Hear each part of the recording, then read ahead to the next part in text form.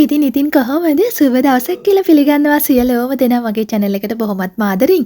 ඉතින් අද අරගෙන ආවේ පොල් රොටි රෙසිපි එකක්. ඉතින් මේක පොඩ්ඩක් වෙනස් රෙසිපි එකක්. ඒ වුණාට හරිම රසයි. ලන්ච් බොක්ස් එකකට වගේ දාද්දි පොල් රොටි කන්න වෙන දේවල් දාන්න ඕනේ. හරිම ලස්සනට රසට කන්න පුළුවන්. ඉතින් ඉක්මනට හදාගන්නත් පුළුවන්. ලොකු දේවල් අවශ්‍ය නැහැ. ගෙදර තියෙන දේවල් වලින් හදාගන්න පුළුවන්. මම බොහොම සරල සාමාන්‍ය පිරවුමක් හදාගන්නේ. ඉතින් ඔයාලට අවශ්‍ය නම් බිත්තර මස් මාළු දාලා ඕනම විදියට මේක හදාගන්න පුළුවන්. මම වෙජී විදියට සල්රෝ රෙසිපි එකක් තමයි හදාගන්නේ. පොල් තෙල් මේ සැඳි 3-4ක් දාගන්න. ඒකට අබ වලින් තේ හැඳි භාගයක් එකතු කරගන්න. ඒ ටික මෙන්න මේ විදියට මල් වගේ පීපුණාට පස්සේ අපි මේකට එකතු කරගන්නවා කරපිංච ඉති 2ක 3ක විතර කුඩාවටම කපලා. ඉතින් මම කරපිංච ගොඩක් කන හින්දා මම කරපිංච ටිකක් වැඩිපුර එකතු කරා. ඔයාගේ ප්‍රමාණය වෙනස් කරගන්න.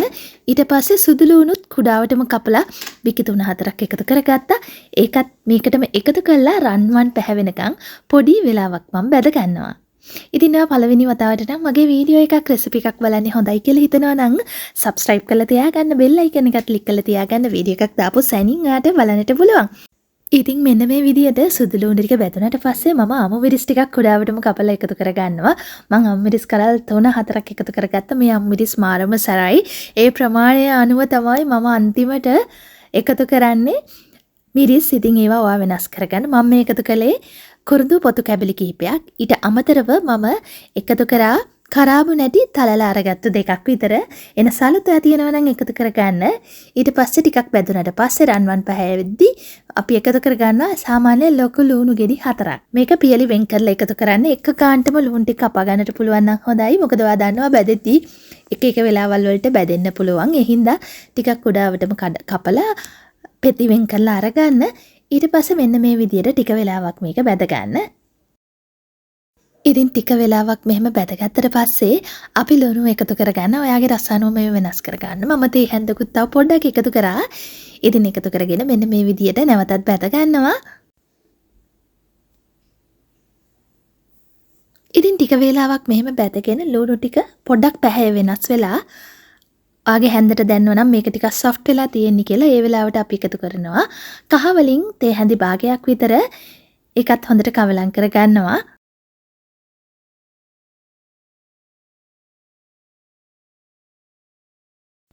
ඉතින් ලුණු ටික පොඩ්ඩක් පැහැය වෙනස් වුණාට පස්සේ මම එකතු කරගන්නවා මිරිස් කුඩු වලින් තේ හැන්දක්. මම එකතු කර අමු මිරිස් සැර නිසා මම මේ වෙලාවේ මිරිස් අඩුවෙන් එකතු කරගන්නේ. කෑලි මිරිස් වලිනුත් තේ හැන්දක් එකතු කරා. ඔයා මේක හදද්දි ටිකක් සැරට හදාගන්න. ඉතින් සැර කන්න කැමති නම් ඉච්චර එකතු කරගන්න එපා.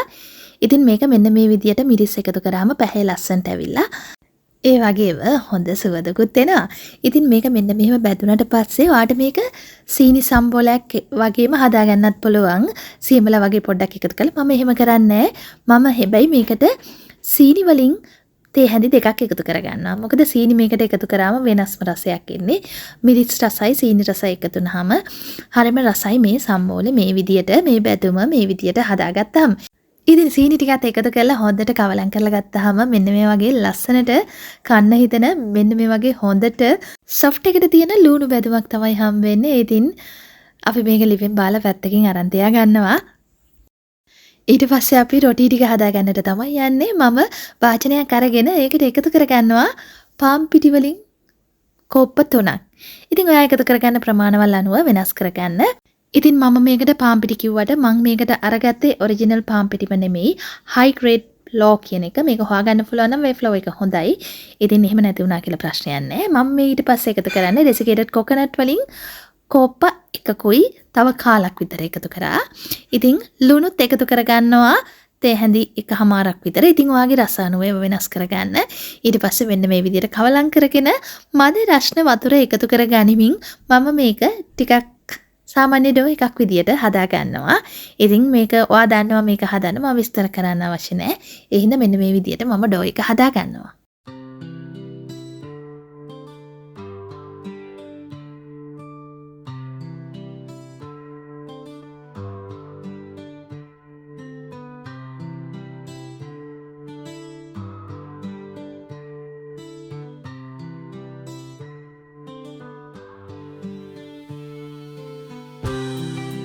ඉතින් සාමාන්‍ය ඩෝ එකක් අනනවට වඩා ඒ කියන්නේ රොටි හදන්න අනට වඩා පොඩි වෙලාවක් පොඩ්ඩක් නීට් කරගන්න. ඉතින් නීට් කරගෙන අරගෙන ටේබල් টොප් එකට හරි එහෙම නැත්නම් මෙන්න මේ වගේ ෂීට් එකක් උඩට ඔයා මේක දාගන්න. ඊට පස්සේ මේක මම කොටස් 8කට කඩා ගන්නවා. ඉතින් ඔයාගේ ප්‍රමාණවල අනුවට කඩා ගන්න පුළුවන්. මම කපා ගන්නේ ටිකක් කුඩා ප්‍රමාණයේ රොටි හදන්න. ඉතින් මෙන්න මේ විදිහට කොටස් 8කට කපාගෙන මම මේක පොඩ්ඩක් වෙනම බෝල කරගන්නවා. බෝල කරද්දි චුට්ටක් නීට් කරගන්න. චුට්ටක් ඒ කියන්නේ පිටි ටික මෙන්න මේ විදිහට චුට්ටක් අනාගෙන ඊට පස්සේ තමයි රවුන්ඩ් කරගන්න ඕනේ. ඉතින් මේ විදිහට බෝල 8ම මම රවුන්ඩ් කරගන්නවා.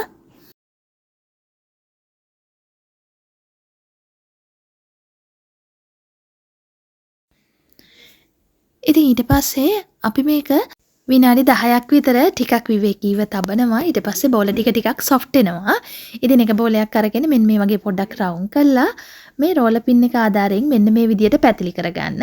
ඉතින් රෝලර් පින් එකක් නැත්නම් ඒකක්ම අවශ්‍ය නැහැ. බෝතලයක් වගේ දෙයක් හොදලා අරගන්නත් පුළුවන්. එහෙම නැත්නම් ඔයාට අතින් මෙන්න මේ විදියට විසිරවා ගන්නත් පුළුවන්.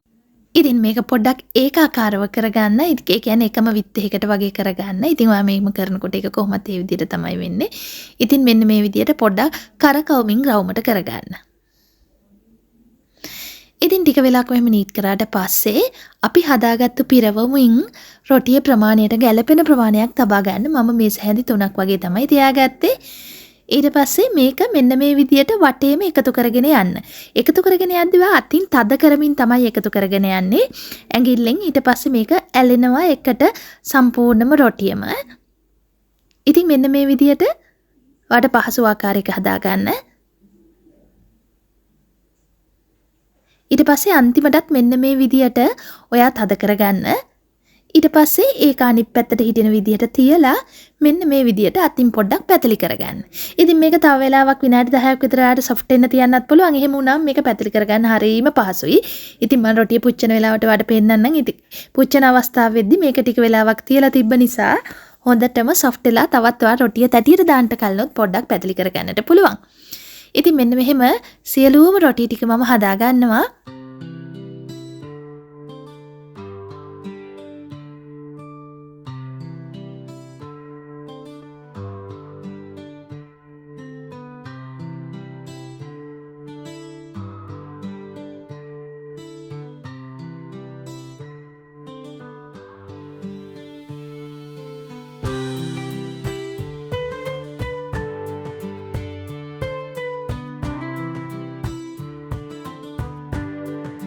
ඊට පස්සේ පෑන් එකක් ලිපේ තියලා ඒක පොඩ්ඩක් රත් වුණාට පස්සේ රොටි ටික මෙන්න මේ විදිහට දාගන්නවා. මම ඔයාලට කලින් පැහැදිලි කරේ මෙන්න මේක අපිට පැතලි කරගන්නට අවශ්‍ය නම් මේ වෙලාවෙත් පැතලි කරගන්න පුළුවන්. දැන් රොටිය ගොඩාක් හොඳට සොෆ්ට් වෙලා තියෙන්නේ. ඉතින් මේක මම රොටි 3ක් තමයි එකවර තියන්නේ. ඉතින් ඔයාගේ භාජනය ඔයාගේ ගන්න භාජනය අනුව ඒක වෙනස් වෙන්නත් පුළුවන්. ඉතින් මම රොටි 3ක් තියලා එකවර පුච්ච ගන්නවා. මේක පුච්ච ගද්දි මද ගින්දරේ තියලා පුච්ච ගන්න. ගොඩක් ගින්දර වැඩි කරන්නට එපා. මම තුනියට හදාගත්තු හින්දා මේක පුච්ච ගන්නට පහසුයි. ඉතින් මෙන්න මේ විදිහට විනාඩි 3ක් විතර සාමාන්‍ය ගින්දරේ තියලා අනිත් පැත්ත හරව ගන්න. ඉතින් අනිත් පැත්ත හරවලත් විනාඩි 2කමාරක් 3ක් විතර තියෙන්නට හැරලා ඔයා මේක පුච්ච ගනිද්දි එළවලු රොටි පුච්චනවා වගේ මම වටේ පොඩි වෙලාවක් පුච්ච ගත්තා. ඉතින් ඔයාට අවශ්‍ය නම් ඒක කරගන්න. ඒක අවශ්‍යම නැහැ. ඉතින් ඒක රසය වැඩි කරගන්න තමයි මම මෙහෙම කරේ. මෙන්න මේ විදියට මම පොඩි රවුමක් පුච්ච ගත්තා. ඉතින් ඒ විදියටම සියලුම රොටි ටික මම පුච්ච ගන්නවා. ඉතින් මට ලොකු වෙලාවක් ගියේ නෑ. විනාඩි 10ක් වගේ කාලයකදී පුච්ච ගන්නට පුළුවන්. අපි රොටි පුච්චන අතරතුරම භාජනයේ ලිපේ තියලා ඒ රොටිය හදන ගමන්ම පුච්ච ගන්නවා නම් අපිට තවත් වෙලාව ඉතුරු කරගන්නට පුළුවන්.